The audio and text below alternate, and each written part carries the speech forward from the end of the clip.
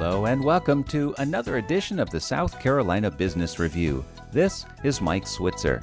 In a post-COVID world, the sales process is being reinvented, just like so many others. While e-commerce and video calls have been tools for sales reps for a long time, they have certainly increased in popularity. Are the days of face-to-face sales presentations gone forever? Doug Quackenbos is a lecturer in the Department of Marketing at the Darla School of Business at USC in Columbia, and this is part 9 in our weekly series entitled Managerial Insights, Supporting Businesses During an Uncertain Time.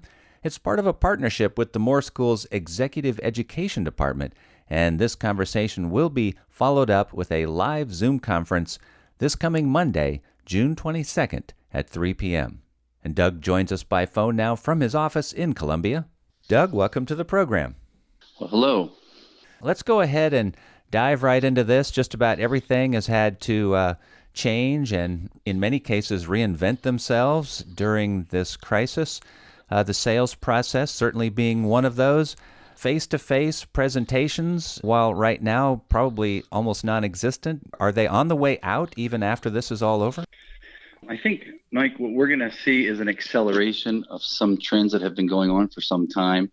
But absolutely, I think one of the most difficult challenges for the salesperson is to get into a face-to-face, in-person meeting.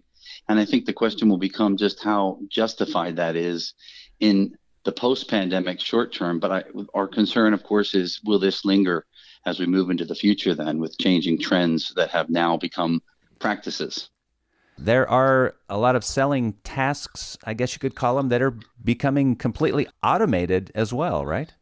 Yeah, absolutely. I think if you think about the classic 5 tasks, prospecting, diagnosing or understanding, if you will, closing, of course, negotiating and storytelling. Well, many of these, storytelling, obviously prospecting, are pretty much online to a great extent already. Where the sales rep often comes in is in this diagnosing aspect. And that's where that personal touch has always been so valued. In this case, now we're looking at an environment where it's a lot harder in a Zoom meeting, obviously, to get that level of intimacy.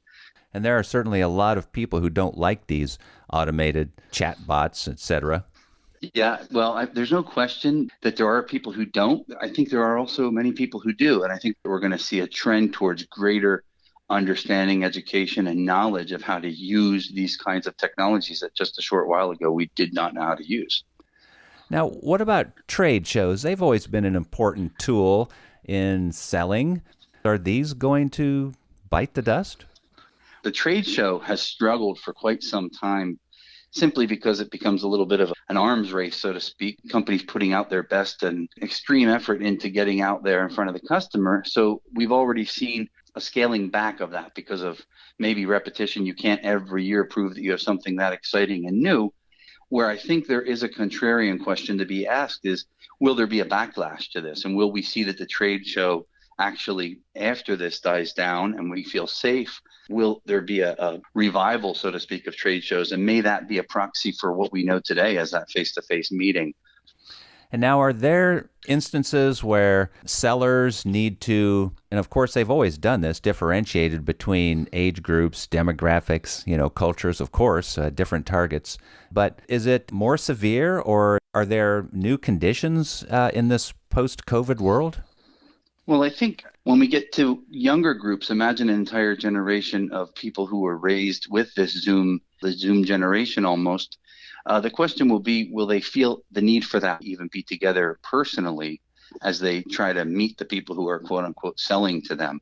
So I think there'll have to be real critical thinking around how you can meet those needs to inform, educate, and relate with your customer without using the tool of the personal touch. Well, Doug, thank you so much for your time today. We look forward to continuing this conversation on Monday on our Zoom conference. Thank you, as do I. Thank you very much.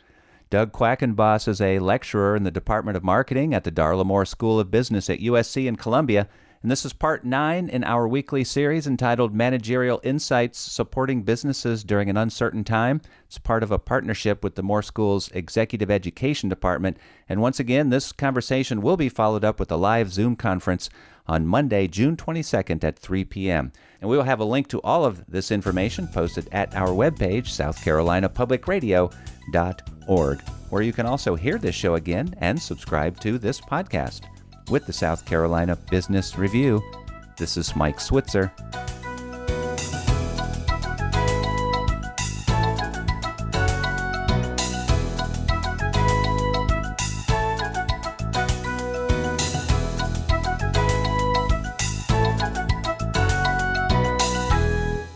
The views expressed on the South Carolina Business Review do not necessarily reflect those of South Carolina Public Radio.